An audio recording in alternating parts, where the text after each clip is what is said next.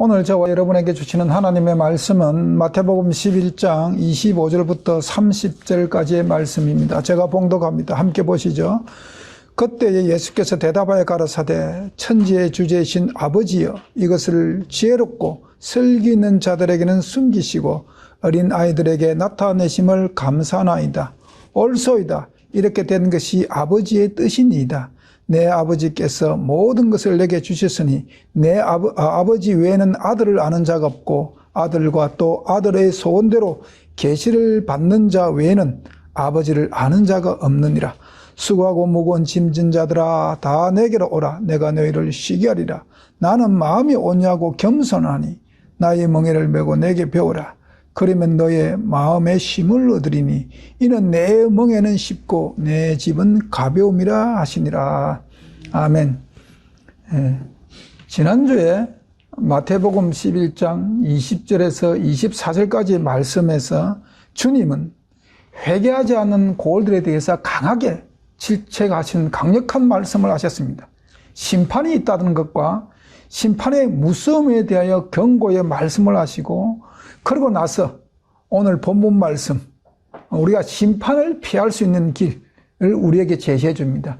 일단 심판이 우리는 반드시 있습니다. 사람에게 한번 죽는 것은 정한에 치여 그 후에 뭐가 있다고요? 심판이 있으리라. 우리는 이걸 심판을 받지 않게 하기 위해서는 첫째, 우리는 회개해야 합니다. 회개. 그리고 두 번째, 오늘 주님께서 또 심판을 피할 수 있는 길을 우리에게 제시해 주시고 있는 겁니다. 오늘 본문은 크게, 오늘 본문 토픽에 보면은 주님께서 내게로 오라, 우리를 부르는 겁니다. 우리가 심판을 피할 수 있는 것은 정말 회개해야 됩니다. 그 다음에 주님께 가야 합니다. 그 두 번째, 주님께서 우리를 초청하고 있습니다. 내게로 오라고. 그 목적이 왜 부르시는가? 오늘 본문을 통해서 주님께서 우리에게 하신 말씀을 본문을 중심으로 여러분하고 제가 이 말씀을 상고해 보려고 합니다. 25절 봅니다. 이게 천재의 주제이신 아버지여, 이렇게 이제 표현하고 합니다. 하나님 아버지는 만물을 창조하신 창조주라는 사실을 주님께서 명확하게 말씀하고 계십니다. 왜 주님께서 만물을 창조한 창조주란 이 말씀을 주님께서 하시느냐 하면 우리가 누구의 것이라고요? 하나님 아버지의 것이라는 것을 다시 한번 우리에게 각인시키는 겁니다. 우리는 하나님 아버지로부터 창조받은 피조물입니다. 그렇기 때문에 만물이 하나님 것이라는 뜻이죠. 만물의 주인은 하나님이시라는 것이, 이것이 천지의 주제이신 아버지라는 뜻입니다. 그러면 그 만물 속에 우리 인간이 포함되는 겁니다. 그러면 우리의 주인이 누구라고요? 하나님 아버지라는 뜻입니다. 그 만물을 창조하는 그분이 우리의 아버지라는 사실. 그렇게 천지의 주제이신 아버지, 이것의 뜻은 만물을 창조하시는 분이 하나님이시고 그 하나님이 우리의 아버지라는 사실을 우리에게 각인시키는 겁니다. 여러분, 하나님을 아버지라 부르지 않습니까? 아버지께 하나님 아버지하고 기도하지 않습니까? 그 하나님 아버지가 우리 하나님 아버지고 내 아버지고, 그 아버지가 이 온 만물을 창조하신 창조주고 주인이라는 뜻입니다. 그래서 이것을 지혜롭고 설기 있는 자들에게 숨기시고, 이렇게 됐죠. 지혜롭고 설기 있는 자들, 이것이란 것은 인간이 심판을 피하고 구원받을 수 있는 길이 무엇인가? 그것이 이것이라는 것입니다. 이것이란 뜻 자체는, 왜 그 위에 심판에 대해서 강조했잖아요. 그럼 이것이란 뜻 자체는 인간이 심판을 피하고 구원받을 수 있는 구원받을 수 있는 방법, 이것을 지혜롭고 설기 있는 자들이라고 했는데, 세상의 지혜로 모든 것을 판단하는 사람들, 세상의 잣대, 세상의 지혜로 내가 배운 경험과 지식과 또 세월의 경륜에 의해 가지고 터득하는 모든 것들로 자기 삶을 살고 그것으로 모든 가치의 기준을 삼는 자들, 그런 사람들을 지혜롭고 설기 있는 자들이라고 주님께서 이야기합니다. 왜? 그 사람들은 항상 세상의 지혜로 이야기합니다. 세상의 지식으로 이야기합니다. 예수님 당시에 많은 종교 지도자들도 자기들 전통이라는 그 지혜에 매여가지고 항상 사물을 판단했거든요.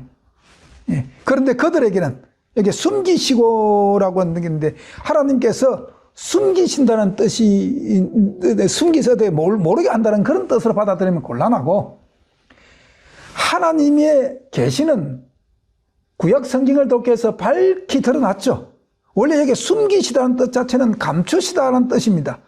그런데 이 뜻이 뭐냐면, 인간의 지혜로서는 도무지 하나님의 구원의 섭리를 깨달을 수 없다는 겁니다. 이것을 인간의 지혜로서는 깨달을 수 없다는 겁니다. 그러니까 하나님이 숨기신 것이 아니고 인간 스스로가 그 진리를 발견할 수 있는 지혜를 갖지 못했기 때문에 깨닫지 못한다는 뜻이에요. 하나님이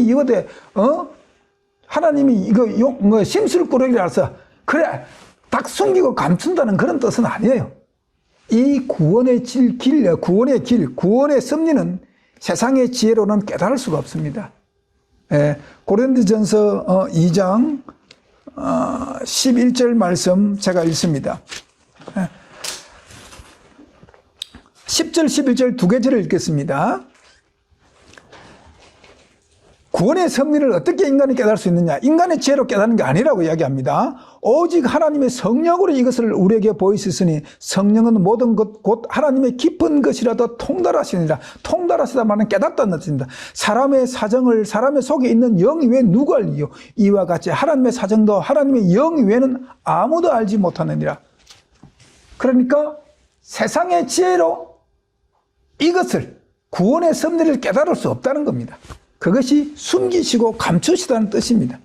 그리고 이게 어린아이는 것은 세상의 지혜에 때묻지 않는 영혼. 어린아이들은 세상의 지혜에 때묻지 않는 영혼. 아직 세상의 경험 지식이 많이 없잖아요. 그런 어린아이는 누구를 철저히 따릅니까? 부모. 그렇잖아요. 오직 부모를 따라가잖아요. 부모. 어린아이는 세상의 지혜, 세상의 학문, 세상의 경험, 세상 경륜이 없기 때문에 오직 어린아이에게 삶의 기준의 잣대는 오직 부모입니다. 그래서 부모 절 따라다니죠. 그리고 부모에게 순종합니다. 이 어린아이 같은 자에게 나타내심을 감사하나이다. 어린아이가 그런 뜻입니다. 순종하는 자. 부모님께 순종하는 자. 구원의 섭리는 하나님 아버지가 우리 부모면 그 아버지 뜻에 순종하는 자에게 이 구원의 섭리가 깨달을 수 있다는 겁니다. 그 구원의 섭리가 주어진다는 겁니다.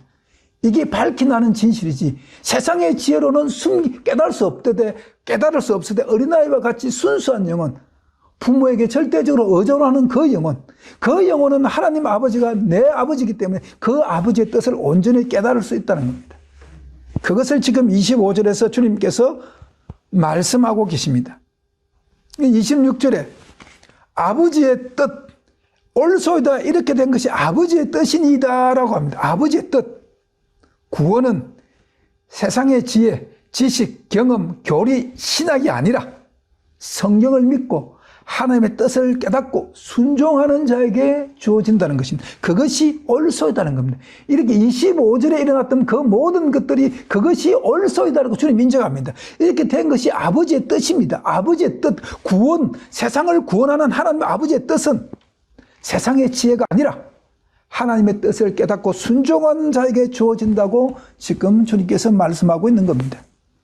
27절에 내 아버지께서 모든 것을 내게 주셨으니라고 이야기하셨는데 이 뜻은 하나님께서 자신의 그 사랑, 즉 죄인인 인간을 구원하는 모든 방법과 권한을 주님께 맡기셨다는 겁니다. 자, 우리 사도행전 4장 12절 말씀 제가 읽습니다. 사도행전 4장 12절 말씀, 우리가 기독교인 너무나도 잘 아는 말씀이죠. 누구나도 잘 아는 말씀인데 12절, 다른 이로서 구원을 얻을 수 없나니 천하 인간의 구원을 얻을 만한 다른 이름을 우리에게 주신 일이 없음이라 하였더라. 인간이 구원을 받을 수 있는 길은 오직 예수입니다. 오직 예수. 왜? 죄인인 우리를 구원하기 위해서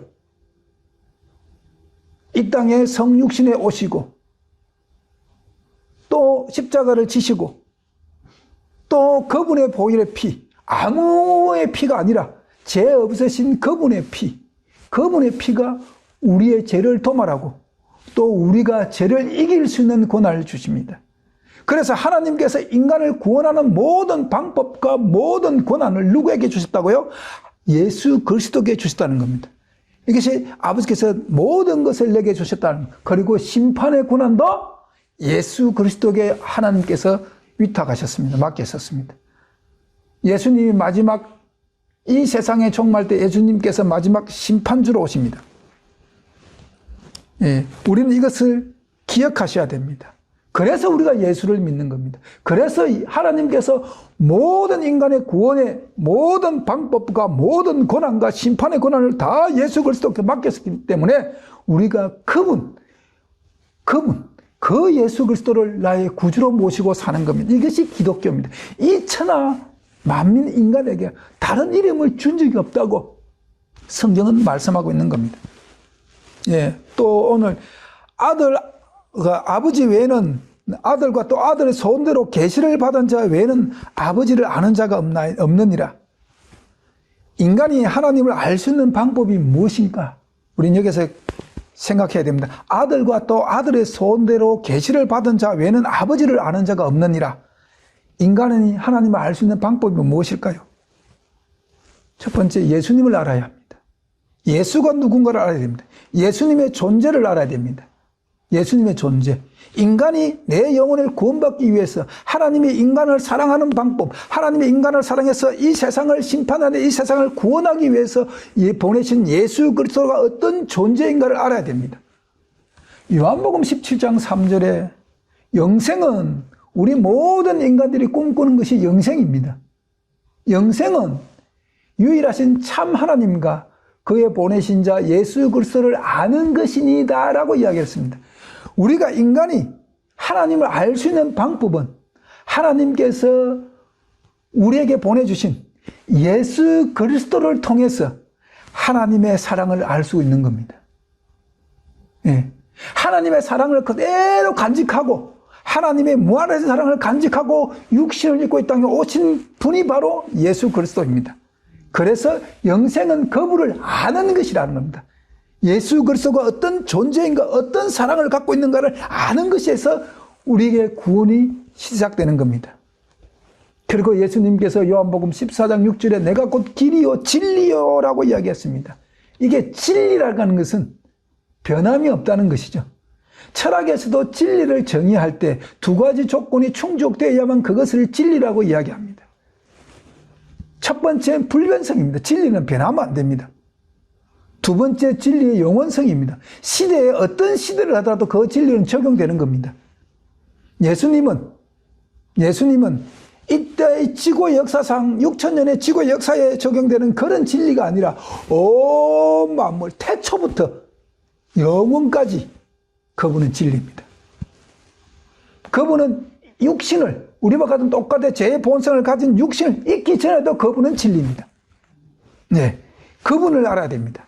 두 번째, 예수님의 소원이 뭔가, 예수님의 소원이 무언가를 알아야 합니다. 예수님의 소원. 예, 마태복음 1장 21절 제가 읽습니다. 보시죠. 아들을 낳으리니 이름을 예수로 하라. 이는 그가 자기 백성을 저희 죄에서 구원할 자이심이니라 하니라. 예, 예수님의 소원이 뭡니까? 우리를 구원하는 겁니다. 인간을 구원하는 겁니다. 저희 백성을 자기 죄에서 구원하는 겁니다. 그것이 예수님의 소원입니다. 예, 예수님의 소원. 인간은 오직 예수님을 힘입음으로써만 하나님에 관한 지식을 얻을 수가 있다는 것입니다. 예, 요한복음 14장 8절에서 9절 말씀 봅니다. 요한복음 14장 8절 9절 빌립이 가로되 주여 아버지를 우리에게 보여주시옵소서. 그리하면 족하겠나이다. 예수께서 가라사대 빌립아 내가 이렇게 오래 너희와 함께 있으되 내가 나를 알지 못하느냐. 나를 본 자는 아버지를 보았거늘 어찌하여 아버지를 보이라 하느냐. 우리가 하나님을 아는 방법, 예수 그리스도를 통해서 알 수 있는 겁니다. 하나님에 관한 지식을 우리가 어떻게 습득하냐. 예수 그리스도께서 우리에게 전해주신 그 생명의 말씀을 통해서 하나님에 관한 지식을 우리가 얻을 수 있는 겁니다. 우리가 하나님을 아는 방법 첫 번째, 예수님을 알아야 합니다. 예수님의 존재. 두 번째, 예수님의 소원이 무엇인가를 알아야 됩니다. 세 번째, 예수의 삶을 통해서 예수 그리스도를 힘입어서 하나님을 알 수 있다는 겁니다. 예수님을 본 것이 곧 아버지를 보았다고 예수님은 빌립에게 대답하고 있는 겁니다. 즉 인간이 하나님의 무한하신 사랑을 알 수 있는 것은 오직 예수께로서 인간을 구원하기 위한 그분의 생애, 그분의 삶, 그분의 생애에 있다는 것입니다. 예. 또 오늘 본문 28절 봅니다. 수고하고 무거운 짐진 자들아 다 내게 오라 내가 너희를 쉬게 하리라. 예수께서 우리를 부르시는 목적은 우리에게 힘을 주기 위해서 부르십니다. 예수님이 이 땅에 오셔가지고 십자가를 지신 그 대속의 사건, 멸시와 모욕과 고난을 받으시고 마침내 우리의 죄를 대속하기 위해서 십자가를 지신 그것은 예수님께서 우리를 죄에서 우리를 구원하고 우리를 부르고 부른 우리에게 뭘 주기 위해서요? 쉼을 주기 위해서. 쉼. 다른 말로 하면 평강입니다. 쉼이라는 것은 다른 말로 하면 평강입니다. 영원한 쉼, 평강입니다. 예수께서는 마음이 상한 자나 근심하는 자들, 또 자기 삶에 희망이 시들어져서 정말 희망이 전혀 없는 사람들, 또는 세속적인 기쁨으로 살지만 영혼에 정말 기쁨이 없는 자들을 보시면서 자기에게 오라고 초청을 하고 있는 겁니다. Why? 왜? 자기가 누리는 그 평강, 자기가 누리는 하나님께로부터 받아서 자기가 누리고 있는 참 평강, 그 참심을 우리에게도 주기 원하시기 때문에, 우리에게도 주시기를 간절히 바라시기 때문에 오늘 저와 여러분을 예수님께서 부르시는 겁니다. 그러면 인간이 가진 가장 무거운 짐이 뭡니까? 우리 인간이 가진 가장 무거운 짐이 뭐예요? 죄의 짐입니다. 죄의 짐. 죄의 짐입니다. 이 짐이 해결되지 않으면, 이 죄의 문제, 죄의 짐이 해결되지 않으면 인간은 결코 참 평안을 얻을 수가 없습니다. 그리고 참 평안을 얻을 뿐만 아니라 마침내 사망할 것입니다. 야고보서 1장 15절에 뭐라고 되겠습니까? 욕심이 잉태한 즉 죄가 낳고 죄가 장성한 즉 사망을, 죄의 값은 사망입니다. 그래서 예수님께서 우리에게 영원한 힘을 주기 위해서 우리가 갖고 있는 죄의 짐을 해결해 주신 겁니다. 그래서 십자가를 지십니다. 인간의 죄를 누가 담당할 수 있습니까? 죄가 없으신 예수님 외에는 인간의 죄를 대신할 그런 존재가 없습니다. 그분은 죄가 전혀 없기 때문에 우리의 죄를 담당하실 수가 있는 겁니다. 자, 이사야 53장 6절 말씀 봅니다. 이사야 선지자는 예수님 탄생 650년 전에 이미 말씀했습니다. 53장 6절에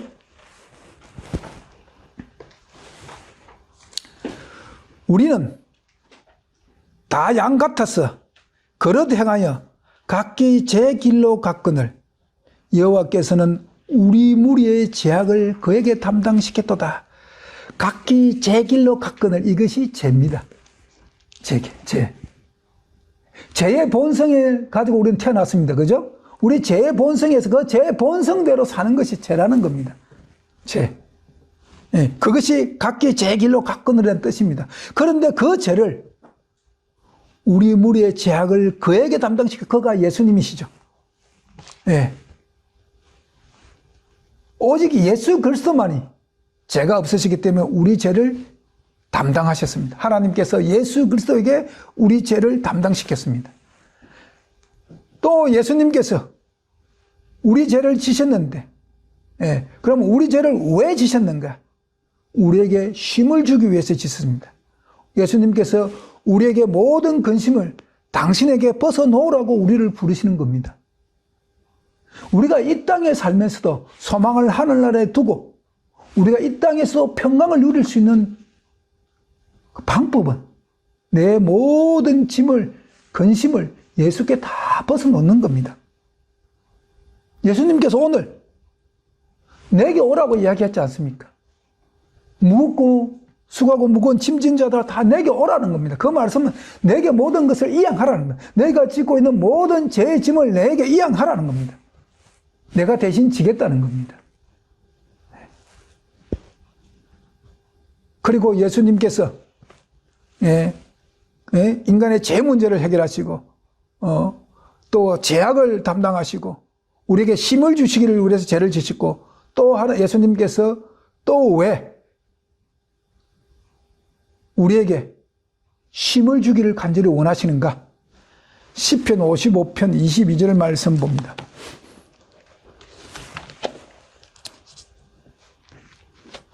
시편 55편 22절 말씀.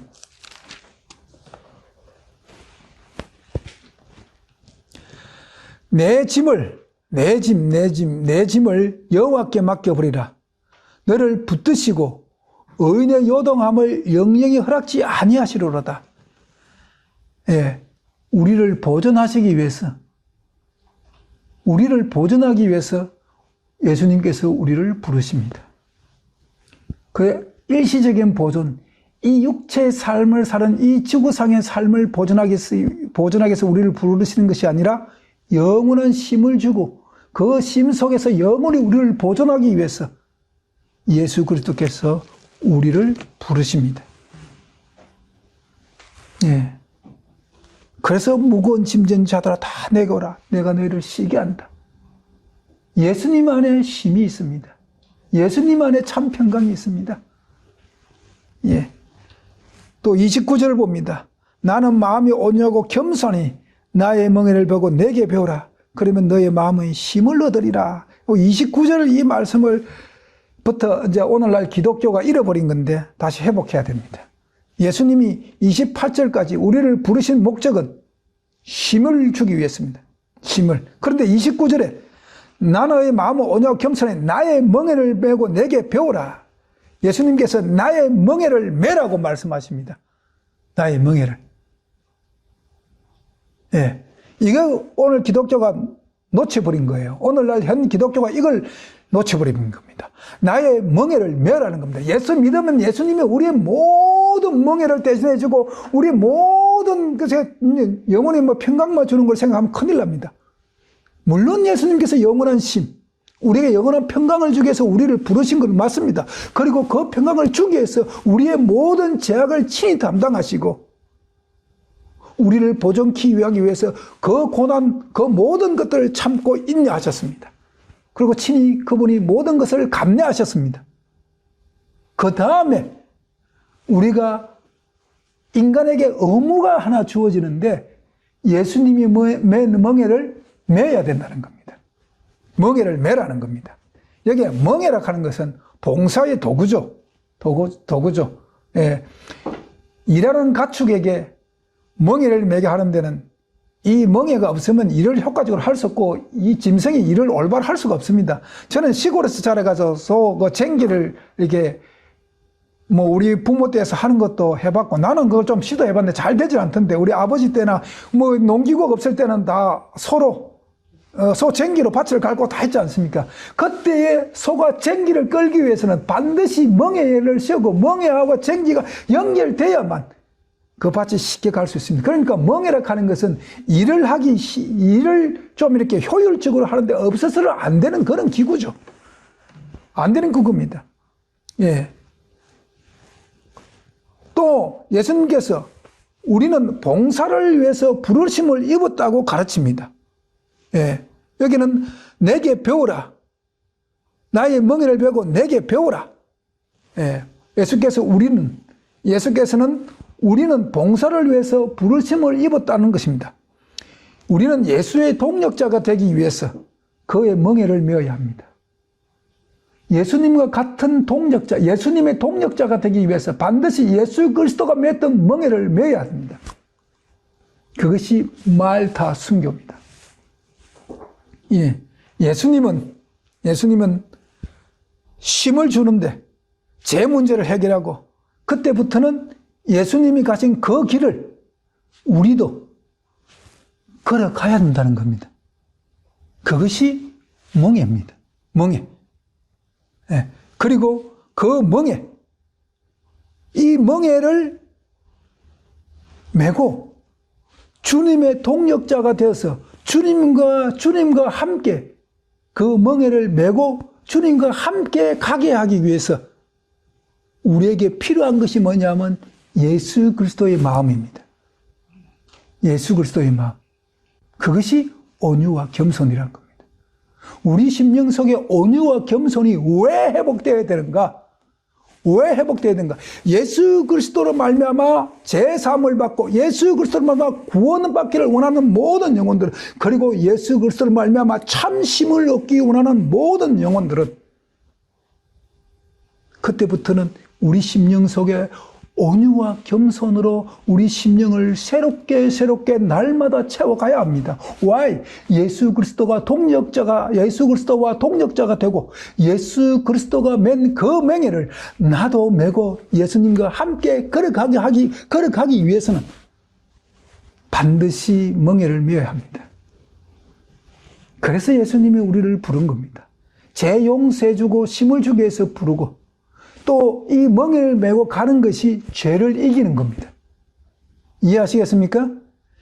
예수님과 함께 예수님의 메었던 그 멍에를 우리도 메고 예수님과 함께 가는 겁니다. 그것이 예수님의 사랑입니다. 그것이 죄를 이기는 겁니다. 이 멍에를 메지 않으면 우리는 죄를 이길 길이 없습니다. 이 예수님의 멍에를 메지 않으면 우리는 율법과 십계명을 지킬 길이 없습니다. 우리가 예수님의 동력자가 되고 예수님과 같이 하늘나라 가기 위해서는 예수님께서 오늘 분명히 말합니다. 나의 멍에를 메고 내게 배우라. 예수님께서 지시는 그 멍에를 매라는 겁니다. 그리고 예수님이 그 이후로 살아가는 삶, 공생애를 통해서 우리에게 보여주는 그 삶을 내게 배우라는 겁니다. 그러기 위해서 온유와 겸손한 마음을 가져야만 된다는 겁니다. 그렇지 않고는 예수님의 멍에를 결코 맬 수가 없습니다. 온유는 부드럽고 따뜻한 마음입니다. 그렇죠? 부드럽고 따뜻한 마음. 시편 25편 9절의 말씀 봅니다.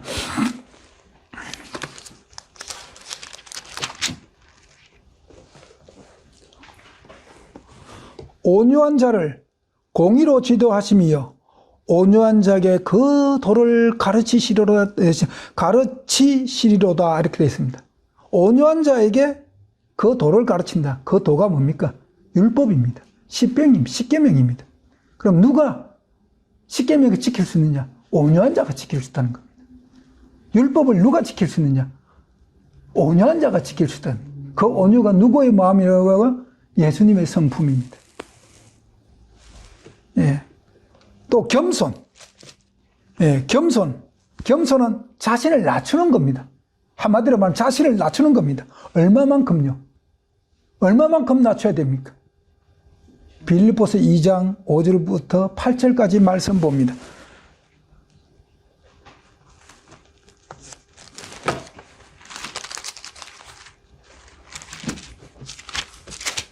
빌립보서 2장 5절부터 8절까지 말씀.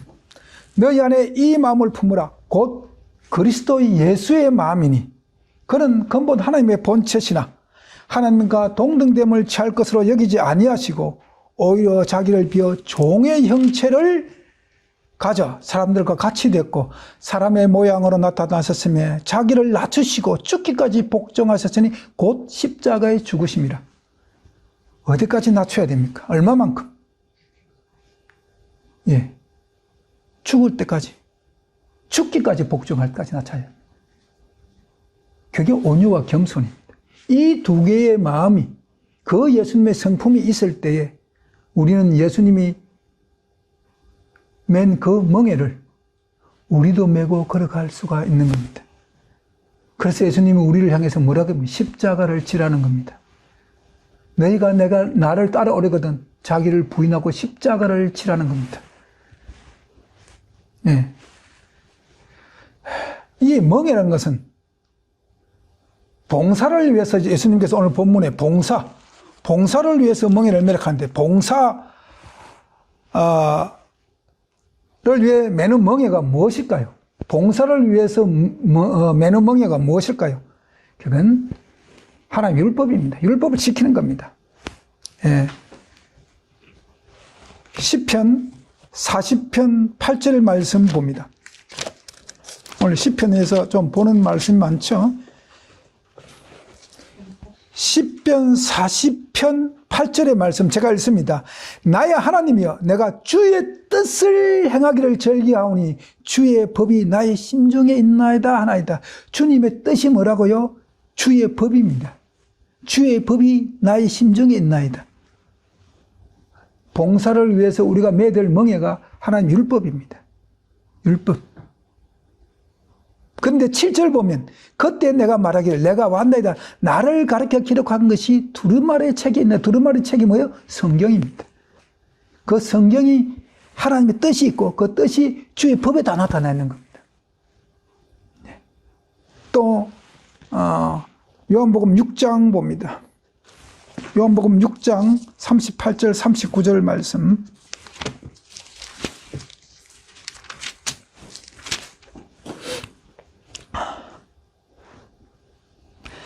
예수님께서 친히 말씀하십니다. 내가 하늘로서 내려온 것은 내 뜻을 행하려 함이 아니요 나를 보내신 이의 뜻을 행하려 함이니 나를 보내신 이의 뜻은 내게 주신 자 중에 내가 하나도 잃어버리지 않고 마지막 날에 다시 살리는 이것이니라. 다시 말하면 마지막 날 재림 때죠. 예, 나를 보내신 이의 뜻이 뭐냐면 구약 성경입니다. 구약 성경. 다시 말하면 하나님이 우리를 구원하는 그 모든 구원의 길, 그것이 구약 성경에 기록되어 있거든요. 그 구약 성경을 이룬다는 겁니다. 율법을 이루기 위해서 오신 겁니다. 하나님에 대한 사랑과 그의 영광을 위한 열성과 타락한 인류를 위한 그 사랑이 예수로 하여금 세상에 오셔서 고난 받으시고 돌아가게 하신 것입니다. 이것이 바로 예수 그리스도의 생애를 지배했던 힘입니다. 예수님은 이 원칙을 따르라고 우리를 부르는 겁니다. 이 원칙을 따를 때에 오늘 본문 마태복음 지금 11장 그때 따를 때에 29절에 뭐라고 이야기합니까? 그러면 너의 마음에 힘을 얻으리라. 그러면 예수 그리스도와 함께 멍에를 맬 때에 우리에게 힘이 있다는 겁니다. 네. 인간에게 주는 참심은 죄로부터 완전한 자유입니다. 그렇죠? 인간에게 주어지는, 인간이 가질 수 있는 정말 참심이 뭐냐면 죄로부터 완전한 자유를 얻는 겁니다. 그러면 죄로부터 완전한 자유를 얻기 위해서는 죄를 이겨야 되지 않습니까? 죄를 지는 것이 아니라 죄의 유혹에서 벗어나서 죄를 이기는 겁니다. 네. 죄를 이기는 성품 온유와 겸손이 있으면 우리는 자유함을 누릴 수 있고 예수님의 멍에인 십자가도 질 수 있는 겁니다. 우리는 율법과 십계명도 지킬 수 있는 겁니다. 그가 예수 안에서 우리는 영원한 쉼을 얻을 수 있다는 겁니다. 하나님께서 우리에게 주시길 원하는 참심은 예수의 마음을 가져야만 우리가 누릴 수 있는 겁니다. 예수의 마음, 온유와 겸손의 마음을 가져야만 우리가 누릴 수 있는 겁니다. 예수님의 마음을 가진 자만이 이 땅에서도 평강을 누리고 소망을 하늘나라에 둘 수 있는 겁니다. 그런 자가 이 세상을 이깁니다. 마지막 7번째 재앙이 온다 할지라도 이 재앙을 이길 수 있는 힘이 어디서 나오느냐?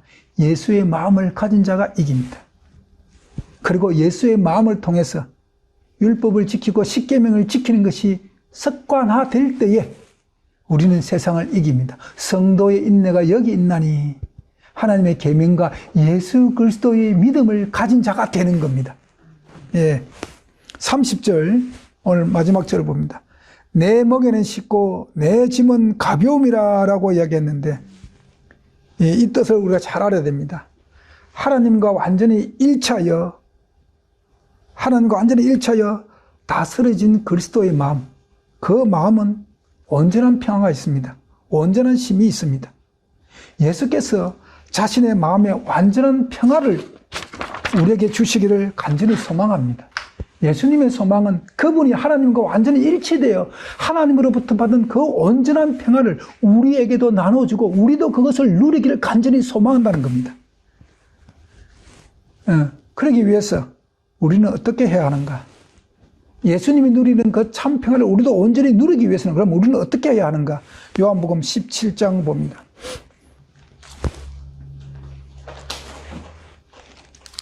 요한복음 17장 21절하고 23절 두 개절 말씀을 제가 읽습니다. 21절과 23절.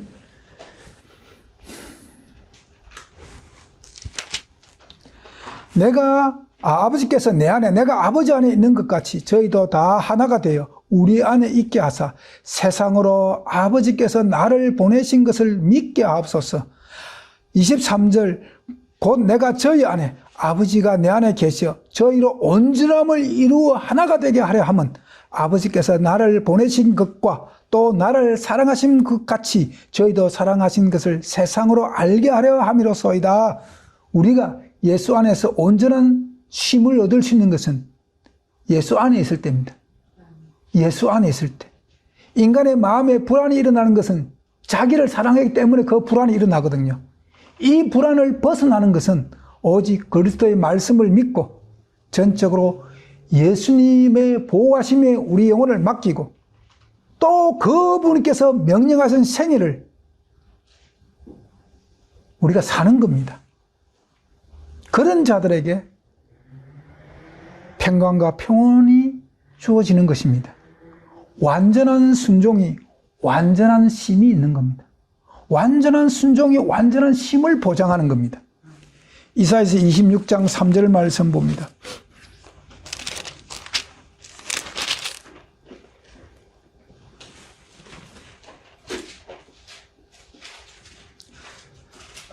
제가 읽습니다. 주께서 심지가 견고한 자를 평강의 평강으로 지키시리니 이는 그가 주를 의뢰함이니이다.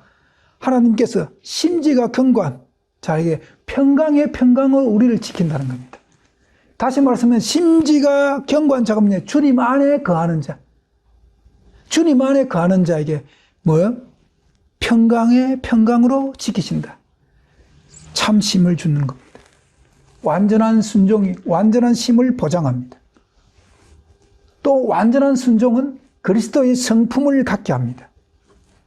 그때의 완전한 쉼, 즉 하나님 나라에 들어가서 영원한 안식을 누릴 수 있도록 간합을 받는 것입니다. 이란시교회 성도 여러분, 저와 성도 여러분 주님의 부르심을 받았습니다. 특별히 우리는 마지막 이 시대에 교회로부터 부르심을 받았습니다. 왜요? 완전하고 영원한 쉼을 주기 위해서 우리를 부르셨습니다. 이 쉼을 얻기 위해서 우리는 주님의 마음, 즉 그분의 성품인 온유와 겸손을 배워야 합니다. 이런 자들을 우리는 뭐라고 하느냐? 성도라고 합니다. 이런 자들, 예수 그리스도의 마음, 온유와 겸손을 가진 자들, 이런 분들을 성도로 합니다. 이 성도가 멍에를 매는 힘이 있는 겁니다. 이 성도가 매는 멍에가 바로 하나님의 계명을 지키는 겁니다. 예, 그래서 요한계시록 14장 2절의 말씀을 여러분 심령 속에 새기기 바랍니다. 성도의 인내가 여기 있나니 하나님의 계명과 예수의 믿음을 가진 자들이라고 이야기합니다. 예수 그리스도의 마음 온유와 겸손이 있는 자들은 내가 억지로 육체의 모양으로 율법을 안 지키도 저절로 우리 심령 속에서 계명이 저절로 예수 그리스도의 마음이 우리를 계명으로부터 지킬 수 있는 은혜를 줍니다. 계명을 지킬 수 있는 능력을 줍니다. 왜냐하면 주님은 이미 율법을 온전케 하셨기 때문에 그렇습니다. 그리고 주님은 주님의 성품 온유와 겸손이 이 세상을 이겼다고 요한복음 16장 33절에 말씀하고 있습니다. 그리고 그 16장 33절, 요한복음 16장 33절에 주님께서 우리에게 부탁하신 말씀이 뭡니까? 내가 세상에서 환난을 당하나 담대라. 내가 이 세상을 이겼노라. 그러면 우리도 세상을 이길 수 있는 것은 예수 그리스도의 삶 그대로 사는 겁니다. 그 예수 그리스도의 그대로 삶을 살기 위해서 우리는 그분의 온유와 겸손을 받아들이고 우리에게 그분의 온유와 겸손을 주고 그분의 심에 동참하게 하기 위해서 영원한 심에 그 영원한 심으로 우리를 인도해 드리기 위해서 오늘 저와 여러분을 예수 그리스도께서 우리를 부르시는 겁니다. 그 부르심의 아멘으로 순종하십시오. 그런 자들에게 영원한 행복이 보장되는 것입니다. 주님께서 우리를 왜 부르시는가? 영원한 안식, 영원한 쉼을 주기 위해서 우리를 부르시는 겁니다. 이 영원한 쉼은 심판받지 않습니다. 이 영원한 쉼은 심판이 우리를 그런 자들에게 그런 분들에게 심판이 임하지 않습니다. 심판으로부터 자유를 우리에게 주는 겁니다. 기도하시겠습니다. 하나님 아버지 감사합니다. 주님께서 우리를 부르십니다. 우리에게 영원한 쉼을 주기 위해서 우리를 부르십니다. 그리고 우리가 영원한 쉼을 얻기 위해서 우리가 해결해야 될 죄의 문제도 주님께서 해결해 주시고 또 우리가 가는 그 길에 주님의 마음을 주셔서 주님의 주신 그 맹에 구할 수 있는 능력을 우리에게 주심을 감사합니다. 이 은혜가 너무나 크고 이 은혜가 너무나 감사하여 우리는 주님을 찬양합니다. 우리 심령 속에 깊은 곳에서 이 찬양이 끊어지지 않게 하여 주시옵소서. 예수님 이름으로 기도합니다. 아멘.